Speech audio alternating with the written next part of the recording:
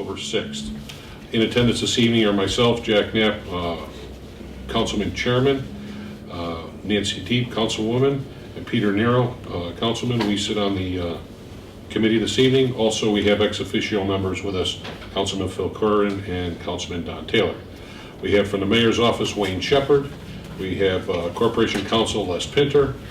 The Director of Finance, David St. Clair, is absent this evening due to illness. Police Chief Al Baker is here, and Fire Chief could possibly be on the way. And we have a swarm of concerned citizens here. In the amount up for a swarm. The amount of our friend Lynn Waller. So, if I could just read into record the reason that we were brought here.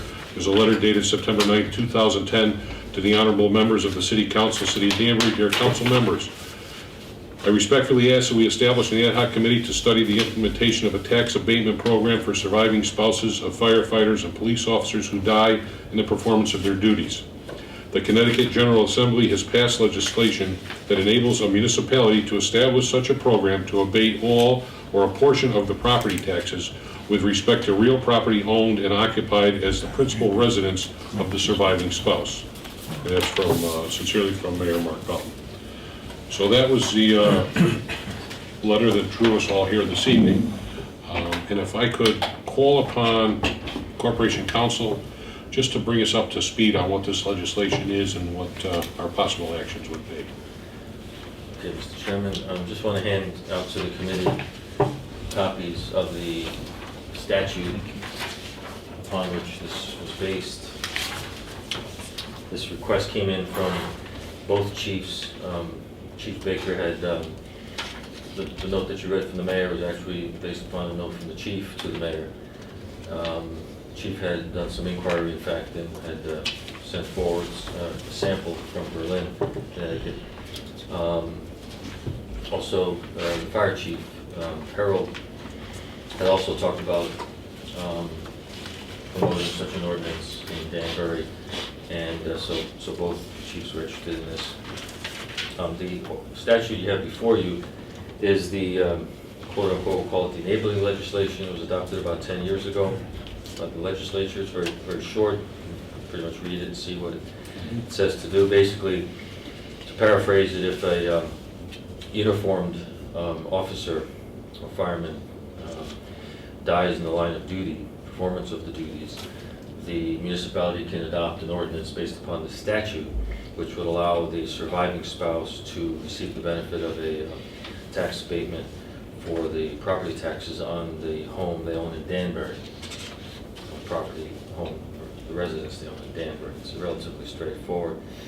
There are some issues within the law, and the other thing I wanted to just give you is a couple of suggested issues that the committee, either tonight or at another time, could consider. And let's see if I have enough copies for. That's all I have. Thank you. I don't have up there all the councilmen. We can cover it. So the issues there are about 5, maybe there's 1 or 2 more that one can pull out of the ordinances that are of record. Those 5 issues. The ordinance from Bridgeport is a little different from the one in Berlin, but they basically have the same general intent. They do it a little differently. So Danbury could adopt an ordinance that's different from theirs. It could adopt one that's similar to one or the other, a mix of the two, you know, and we'll draft whatever the council committee suggests or asks for. The difference is, and that's up to you, that's your discretion, you can adopt the ordinance or not at all. You can adopt an ordinance that says some things and not others. You can do whatever you want, as long as it's within the statute's permissive authority. If you look at the sheet I gave you with the issues, generally the ordinances join the police and fire together. You don't have 2 ordinances. You could have 2 ordinances, but the ones I've seen is 1 ordinance for both the police and fire. Berlin's ordinance has a partial abatement, 50% abatement. Bridgeport's has a full abatement. So there again, the statute allows for full or partial. The third asterisk there is pretty key. What does it mean when the statute says performance of his or her duties? Generally, from what I see in these other ordinances, they limit it to actually being on the job rather than going to the job. The officer unfortunately was killed recently, was going to work, was not on the job. He was entitled to some benefits under the workers' compensation law. The intent of this law appears to be not to cover going to work, coming back from work. It appears to cover performance in the line of duty. I don't think it limits the council to that, but I don't see that presently in the other two ordinances that are out there. The fourth item is again an element of, I think both ordinances have this in there, that if the spouse decides to sell the property, one ordinance has the ability to transfer the abatement to the new home, the other one doesn't. And then the last one is remarriage. I think they both have provisions where if the spouse remarries, the abatement ceases. Interestingly, one of them, I forget which one, if they marry the second time, then they get divorced, then they can apply for the abatement back. So it's kind of all over the place. But it just shows you, the point of it is that the council can adopt an ordinance that tailors the city's needs, whatever you guys determine. So you have some flexibility. I don't think there's any tight rules of the game. So that's kind of an upfront summary. Okay. With that being said, I have a list of questions here, which you answered a couple of them.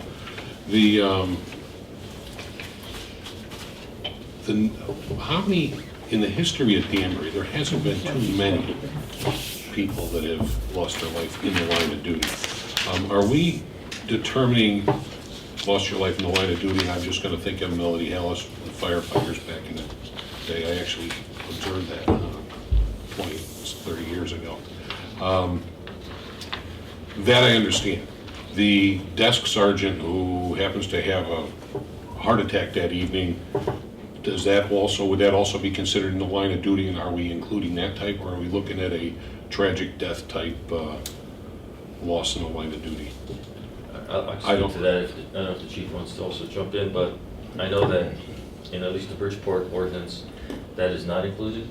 That it has to be an active event of some kind. Okay. In other words, a heart condition would be addressed through workers' comp or heart hypertension or other things.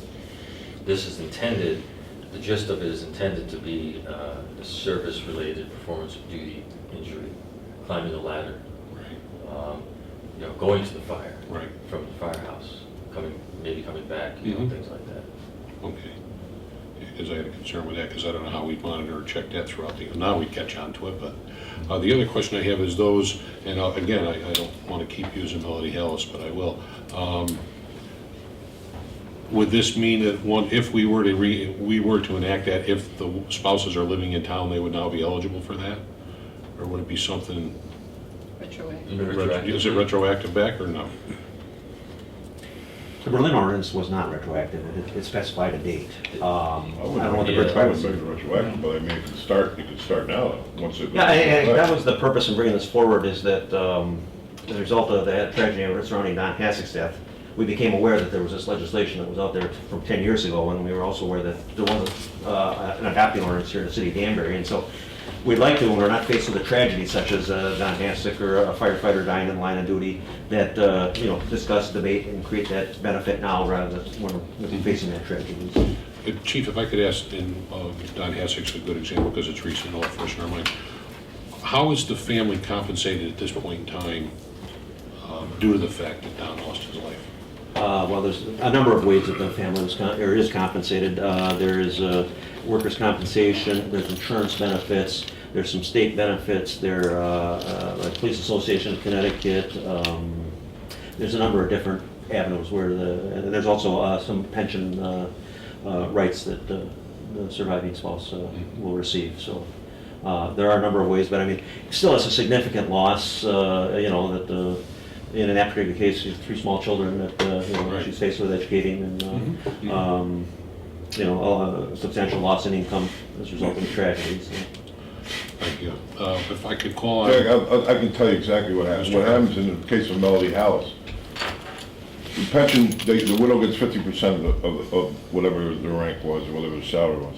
Workman's comp pay 2/3. So basically, they get 160.5% of what they, of patrolman's or fireman's salary was. In Butch's case was lieutenant's salary. For the first year. No, for the rest of their life unless they remarry. They get 100 16%. They get So they're getting 50% of more their than- salary from the pension. That's written in the pension. and that goes up. If you with die in the line of everything, duty. Workman's comp comes in and you get 66 2/3 from workman's comp. Forever. Or forever, or you make a deal, or let's make a deal. And in the case of the Melody House people, I handled that at the time, and I actually said to the insurance company, before talking to the widows, what do you want to buy us out at? And he kind of laughed at me. He said, why would we want to buy you out? The 2 young widows are going to remarry. Well, they finally bought both of them out about 2 years ago, because neither of them remarried, and they ended up paying 66 2/3 of their salary till then, and then they bought them out 2-3 years ago. But the pension never ceases as long as they don't remarry. It would die with them when they die, at 50%. So they get 50% of the pension in their pension, Right. which goes up with raised salary Right, raises, right. plus, and that's until they remarry or for the rest of their Right. lives. Plus, they get 60% from 66 2/3 from workman's 66 comp. and 2/3 from workman's comp. The pension's not a full salary, though. But, The pension's not a full salary. No, but the two together, yes, it is. It comes out to 116.5%, I can tell you, because we actually, in the case of the Melody House, originally, we had a floating pension for them because we thought he couldn't make more than 100% of pay. So we actually didn't pay 50%. We were paying, they were getting 66 2/3 from workman's comp, and we were paying 33 1/3 from the pension side Bring it up to 100. to bring it to 100. And then Mayor Dyer at the time caught it. He says, wait a minute, this isn't right because the pension says you gotta pay 50% of salary. So then we had to go back and reimburse them back pay bring them from the 33 1/3 up to the 50% because the pension specifies that killing the line of duty, you get 50%. Workman's comp is 66 2/3. And then all the other benefits that the chief said, you get killed in the line of duty, the federal government pays $200,000. You got the contract in the union contracts is you get a year's salary. Whatever your salary was, you get that year's salary. Plus then you got state associations that come in, and you got other organizations that come in and throw money. Now, the only other question I had for this thing is the heart and hypertension. You got to really clarify that because and I'm going to get in a lot of trouble for this because I was a union fireman, but this is the biggest fraud ever perpetrated on the public, the heart and hypertension bill. And you die in the line of duty now. If you go into a fire or a police officer's chasing somebody down the street and he drops of a heart attack, that's a line of duty death. He had a heart attack.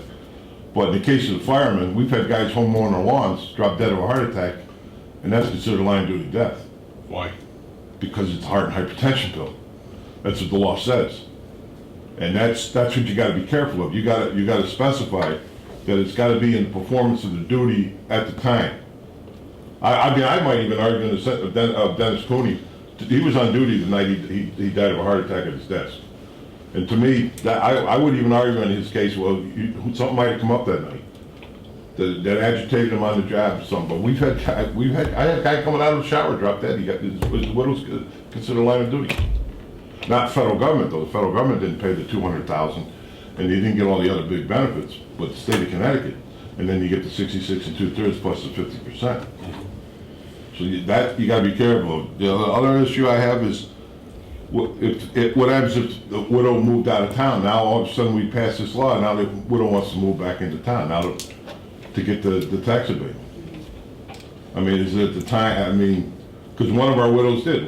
Joey's wife lives up in Harwinton. So now we pass this law. What happens if she moves back into town? No, Maura has never left Danbury. Maura lives in Danbury, and she's always lived here. Well, Phil, I think the purpose of this committee, I don't see us coming to an agreement tonight. If we do decide to move on this, we're gonna have to have the documentation written up before we can pass it along to the council anyhow. And thank you for all these pieces of information, because those are things that Les will have to draft into the agreement if we so decide to move forward on it. The actual cost to the city we would determine that, Les, whether we want to do 50% like Berlin did or 100% like Bridgeport done. That's all up to us You would moving decide, forward. right? You decide what portion or all of it. All of it, or you could do 10%, 100%, 90%, whatever you want. And you could adjust it, you know, you could do whatever you want with this ordinance, basically, to fit what you guys feel you want to recommend to the council. Okay. Any comments? My biggest Peter? question was what the present benefits are to a surviving spouse. And if they are, besides the obvious grief that occurs and the hardship that goes along with that, the financial hardship if someone dies in the line of duty. And actually, it sounds like their income is the same or better than it was before. So I don't see the financial hardship. We can provide some detailed labor counsel in our office. We've had several recent cases that might help, and I can get some information to you. There was a case some time ago which capped the total you can get to 100%. Phil, so of course what you said before, that was what was discussed at that time, I think, when there was a cap that had come along. There were some unusual circumstances in some cases, you know, how much the pension is, and what considerations, additional considerations are given in certain circumstances. So it's not like one rule for everybody, if you will. Depends on the circumstances. So I can give you some more info on that so you can see what the other benefits are. There are other benefits, but they're not necessarily always the same. Mm-hmm. Same with both departments, fire and police, pretty much the same. Generally, because both are covered under heart and hypertension the same way. Both the uniform services are deemed covered under the umbrella of the heart and hypertension statutes. But both receive the workman's comp coverage and both receive the pension benefits. Right, in some form or other, yes. Yeah, this is not what you're looking You at have is to not be a vested comp. in the pension? No. There is a hardship, though. The hardship is that most of the guys, well, case of Butch and Joe, they both had side jobs. They worked other jobs, so that income was lost, and that wasn't compensated. That they don't get a pension off of that. Plus, your pension's based on your base salary. It's not based on any overtime or any other benefits that are in the contract. So there's a lot of other money in the contract that gets wiped off the table when you pension off. So that, I mean, a guy, I don't know how the police department is, I'd say the firemen, they probably pick up $10,000 a year in overtime. So that doesn't get triggered in your pension. So they're not making the money that they were making when they were alive. Even with, That's all even with the variable, depending on how much. well, it is and it isn't. You can almost make book on it, the way the city operates. the Honestly, fire Phil, my department. argument to that would be, as we all are in different walks of life, if there isn't a source of income there that you're living upon and depending upon, there is insurance programs out there that you can buy into also. Yeah. So, on your own. So, I mean, I'm not saying I'm against the program at this point. I'm just saying that you know, where does it become overkill, I guess is the question. And I think we'll find that out more once you prepare for us what. Remember too that in the terms of how much we're talking about, abating taxes on the house is not really, if you will, not as much money as, you know, a pension and all that. So it's not as if you're giving away the store Right. by abating $4,000. You know, so that's all. Okay. So that should be recognized. And as you mentioned too, the frequency of occurrence, it's not that common. Right. I mean, every 20 years or so, thankfully, you know, it seems to average out or something. It's not like it's a big cost item. And I agree with Mr. Pinner that in the grand scheme of things, it's a small amount of money we're asking for here. Agreed. Okay. Peter, anything? No, I think everybody pretty much covered the thoughts that I had as well. I did get a letter from one of our constituents that addressed some of the concerns that Phil had brought up, and I answered immediately that my first thought is this is a no-brainer. How can you not do it? And, you know, going over the same things that you've already talked about, that Nancy mentioned, you know, this is a terrible tragedy for someone to have to deal with. And it's funny that the less information you have, the easier the decision is to make. But the more I hear, the more difficult it becomes, because, you know, my heart was put into this email that I returned to the gentleman that sent me his question. And so I ran some hypothetical scenarios. None of these mean a lot because the variables can change so drastically. But in order to put some number to it, which I didn't want to do because I felt very mercenary, I ran a terrible scenario. It made me sick at the time I ran it, but I said, supposing 7 people lose their lives over 50 years. Thinking back to when we did the budget, there was a number that was about $780,000 to move the mill rate 0.1 mils. And anybody that's watching this can run the numbers themselves. And I know Mr. Chianese is a CPA, so he can do it very quickly. But after I got through doing all of this, the mill rate was affected, God forbid, and using a number that Mr. Pinter used, $4,000 if that's the tax. I came up with the mill rate varying 0.018. 0.018. And I'm thinking that's petty. That's nothing. Somebody loses their life in performing the service of their duty. I mean, this is really tiny. But then when I listened to what Chief Curran mentioned about people getting 116% or 116%, thank you.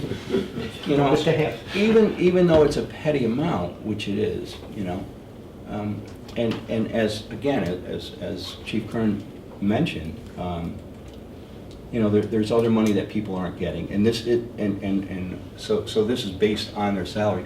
It becomes again more difficult, and you don't want to not reach out to these people. But after listening to all of the numbers thrown around, and even though it's a petty thing, it's a small number, you know, I have to kind of pull back on this. What I thought was a no-brainer at first, seems to me that it needs a little bit more thought in my thinking. So that's kind of where I am. My thought process at this point, Peter, is that we'll push this back towards less, to come up with more documentation. We've heard pretty much most of the issues that we've got pertaining to the direction we want to go. We've got the heart and hypertension issue that we want to make sure we get addressed in that, as well as what is actually the performance of duties. We want to clarify that. And I think that if we meet again and next time have the document that we're looking to move forward with or not move forward with, I hate to put you through the work if we do turn it down, but that wouldn't be the first time that happened. That's right. You know, and not that this is a big issue, but one of the positive things that could come out of this, though, and it's one of the things that bug me, is you might get some people to move back into the city of Danbury that will actually work for the city of Danbury. Yeah. Because, I mean, like that, under the way this is written, Donald's family wouldn't get anything out of this because they live in Milford. Mm-hmm. So, you know, I mean, there's so many of them that live out of the town that it drives me crazy, but then that's, you know, you can't do anything about that. But you might draw some people back in. Okay. Mr. Chairman, do you want me to draw an ordinance that has some blanks in it, so you guys can then consider how much you want to? Yeah, you know where the blanks are. We'll talk more between now and then as to what the percentages Do you are. want as we wanna simple as go I with. can make it, or do you want it somewhat Well, more detailed? I'm not a lawyer, you are. Well, no, I always ask that because, you know, sometimes eyes glaze over if it is too cumbersome. So we can make it very simple, basically, you know, 4 paragraphs or something like that. Yeah, that'd be fine. All right. That'd be fine. Anybody else? Ben? Mr. Cheney, for the record, Ben Cheney says. Again, through the chair, would this have to go in front of the union as well, because it deals with union contracts? Because we all brought up a lot of points because the benefits are not equal. Like Chief just said that it only pertains if you live in Danbury. But if you have two people on a call and something happens to both of them, one's Danbury, one not, one will get a benefit while the other will not. So, I mean, the union will not sit back and say, wait a minute here. One's getting a $5,000 or a You year. can't tell the town of New Milford what they're gonna do with their tax abatement. True. But I'm just Somebody lives in New talking, Milford and he died in the line of duty in Danbury. You can't tell New Milford that he can't, now New Milford wanna write a law, like we're trying to do. but I'm just looking from a union standpoint. I don't know if the union will, because one's getting a benefit while one's not. So I don't know if that'll be an issue down the line when you're negotiating contracts.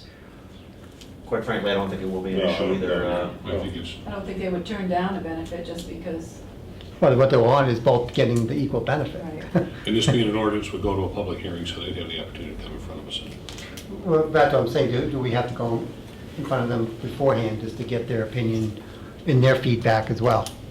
Well, the reality is these days, unions do want to know about everything, so it's possible. I think Ben may have a point in the sense that, you know, if it's a wage or condition or conditions of employment, and there's a, so if you will, a lack of equivalency residency or not, it's possible that the union may want to look at it. It may not be any more than just to look at it for courtesy purposes, but it's possible. So I'll let you know about that. Right now, I'd say probably not, but it's possible. Because the way things seem to be is so broad, what you have to bring to the union, that it very well could be. I mean, when you think about it, Ben, I mean, if you and I are both firemen and you have an $800,000 house and I got a $400,000 house and we died in line of duty, your widow's gonna get a bigger abatement, but I mean, it's still an abatement, you don't have to pay tax. I mean, what are they gonna do, give my widow an $800,000 abatement on a $400,000 house? I mean, just, Or is it No, really? your point's well taken, Ben, and we'll make sure we address that when we move forward.